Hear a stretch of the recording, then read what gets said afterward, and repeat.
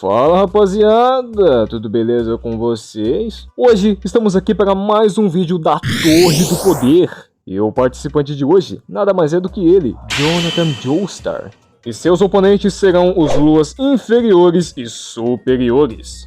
Entretanto, Muzan não está incluído, porque ele não é um Lua superior. Ele é o chefão, então ele meio que não conta. Mas antes de irmos para a porradaria, eu tenho que falar primeiramente das condições de batalha. A luta vai acontecer em um lugar fechado, para que a luz do sol não entre e atrapalhe os Onis. Porém, estará iluminado para que Jonathan possa ver. Aqui, Jonathan estará empunhando a sua lâmina Luck and Plucky, além de estar em seu auge e motivado para matar. É isso aí rapaziada, com tudo explicadinho, vamos direto pro combate. Porque daí eu já aproveito e falo dos feitos do Jonathan, e já vou logo avisando que ele não é pouca bosta não.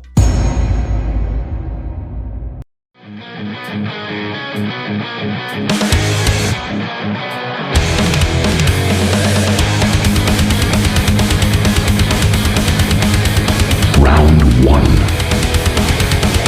Seu primeiro oponente é o grandioso Akuraba. Pra começar, esse carinha aí não é nem oponente pro Jonathan. Uma coisa que Jonathan pode fazer é imbuir o seu corpo com Ramon, criando uma espécie de armadura. Dessa forma, se tornando virtualmente intocável. Além do mais, seus ataques seriam quase que hit kill, meu parceiro. Porque se o Ramon pode causar graves ferimentos num vampiro, imagina em um Oni. Sem contar que ele é um Oni de baixo nível e um covarde. Ele não conseguiria nem encostar no Jonathan, e se encostasse é game over. Jonathan vence esse duelo sem esforço algum. Seu próximo oponente é Mukago. Bom, Mukago não tem feitos, não dá pra saber realmente a real força desse Oni. O que se sabe é que Mukago tem garras muito poderosas, é ligeiramente superior a um Oni comum, mas é só isso que você precisa saber antes que esse bicho seja humilhado. Jonathan vence esse duelo literalmente brincando. Flawless victory. Seu último oponente da ralé dos inúteis é o Rokuro. Esse aí não apresentou nada, não fez nada, não tem nenhum feito, não tem bosta nenhuma sobre esse aí. Jonathan vence esse duelo algemado, chicoteado e castrado. Superb.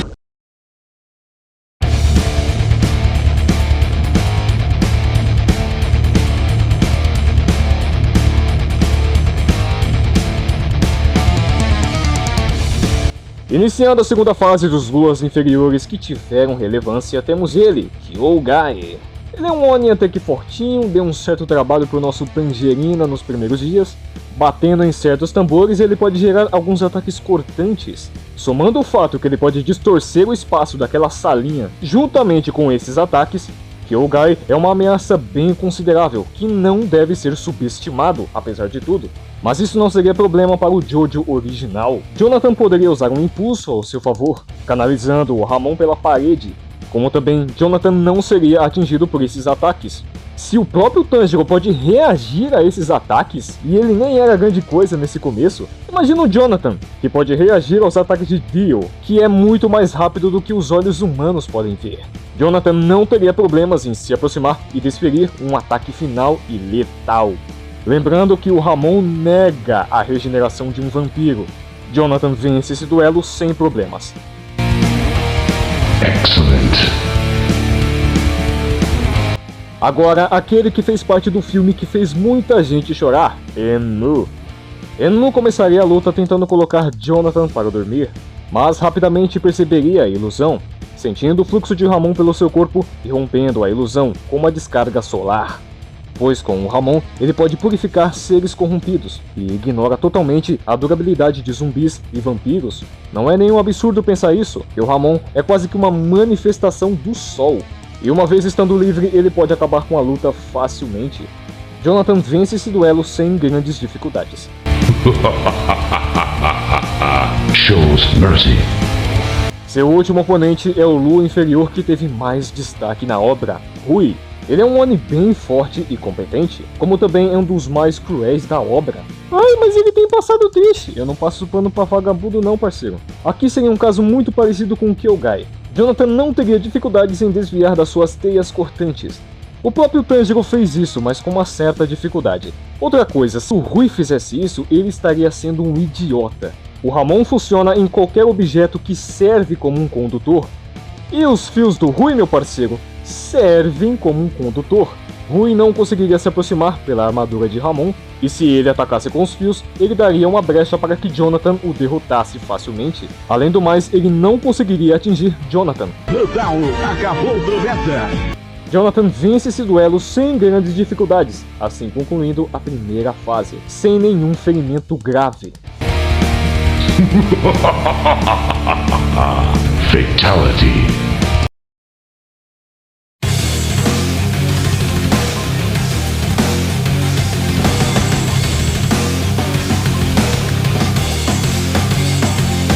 Round 2. Agora é 2 contra 1, Daki e Gyutaro, as estrelas da segunda temporada.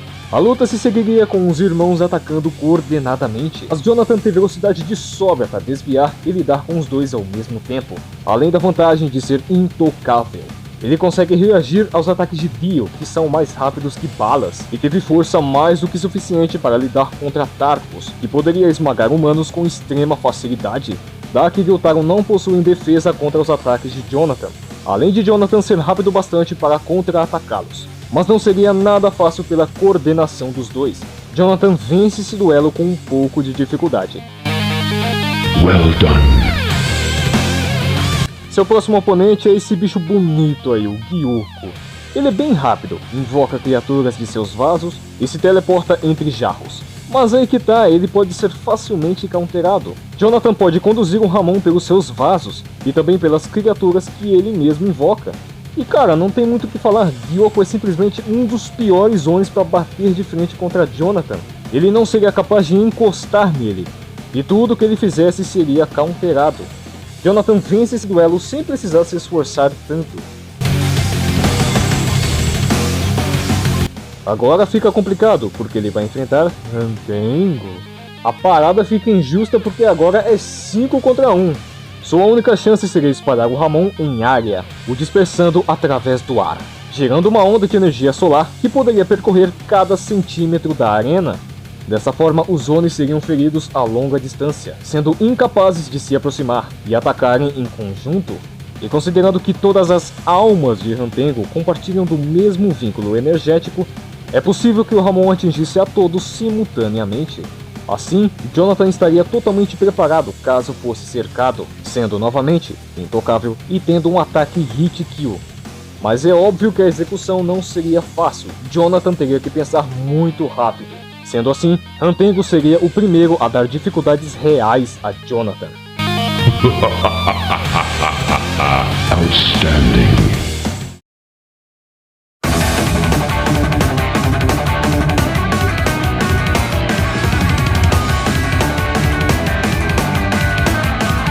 Round 3. Nossa última fase começa com ele, a casa. Já começa a dizer que ele é tão rápido que ele consegue antecipar e desviar de golpes num piscar de olhos. Jonathan, porém, é rápido bastante para criar imagens residuais de si próprio, além de um salto implosivo que o faz desaparecer, entre aspas, do campo de visão de qualquer Oni comum. A casa se baseia em prever movimentos, então Jonathan teria que misturar falsos ataques com pós-imagens, assim ele poderia confundi-lo.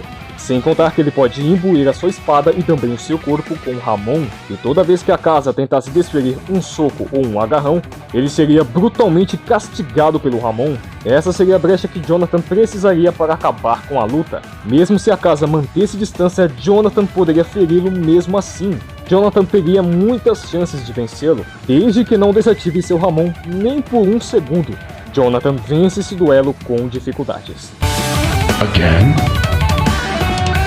E chegamos nas semifinais com esse Zé Ruela, o Douma. Esse caba safado tem ataques de gelo, criando espinhos e névoas geladas. Como também é especialista em envenenar as pessoas. Só que esse aí não costuma atacar de frente, ele é mais a longa distância mesmo. Ele começaria a luta com a sua clássica névoa de gelo, mas concentrando o Ramon, Jonathan poderia facilmente dissipá-la. Mas como ele joga na pilantragem, ele tentaria confundi-lo com seus espinhos de gelo. Mas estes lhe serviriam de condutores, e ele poderia lidar facilmente com isso. Assim, não somente desviando, mas jogando-os de volta carregados de Ramon. Então, qualquer ataque direto de Doma poderia ser seu último. A armadura solar o impediria de ser tocado, e o gelo é um excelente condutor para o Ramon. Tudo o que ele fizesse poderia ser refletido, seus venenos não teriam efeito e ele não tem ofensiva o suficiente. Seria um pouco menos complicado que a casa, isso se Jonathan pensasse rápido e não caísse em suas armadilhas. You will never win. E finalmente chegamos no Final Boss, simplesmente um ex-Hashira, Kokushibo. Utilizando de sua respiração da lua, ele pode desferir múltiplos ataques simultâneos. E esses 3 olhos aí não é enfeite não, ele pode ler o campo de batalha completamente e antecipar movimentos. Contudo, Kokushibo inicia a luta atacando com tudo, impiedosamente. Jonathan pode desviar, mas com muita dificuldade. Então ele pode tentar cercar o Jonathan com ataques em leque, ao que Jonathan pode responder canalizando o Ramon no chão e no ar, explodindo a energia na linha dos cortes, quebrando a sincronia de Kokushibo por alguns segundos. Na sequência, utilizando de sua própria espada para refletir ataques de Ramon de volta, atacando Kokushibo em looping. Ainda assim, Kokushibo é um monstro na leitura em combate e causar danos a longa e a curta distância. Jonathan precisaria ser ousado e bastante resiliente. A chave para sua vitória é o Ramon, a kryptonita de qualquer criatura com fraqueza ao sol. Essa seria a única razão pelo qual Jonathan venceria Kokushibo, mas não seria em todos os casos, em todas as vezes. Jonathan vence esse duelo por pouco, seria o que ele mais teria chances de perder. Assim, Jonathan Joestar vence a Torre do Poder. Ele venceria todos os 12 Kizuki, sendo que a maioria das lutas não seria difícil. Mas e você? Concorda comigo? Discorda de mim? Deixa aí nos comentários. Não fica bravinho só porque eu falei que um personagem 2D perderia uma luta. Beijo e até mais.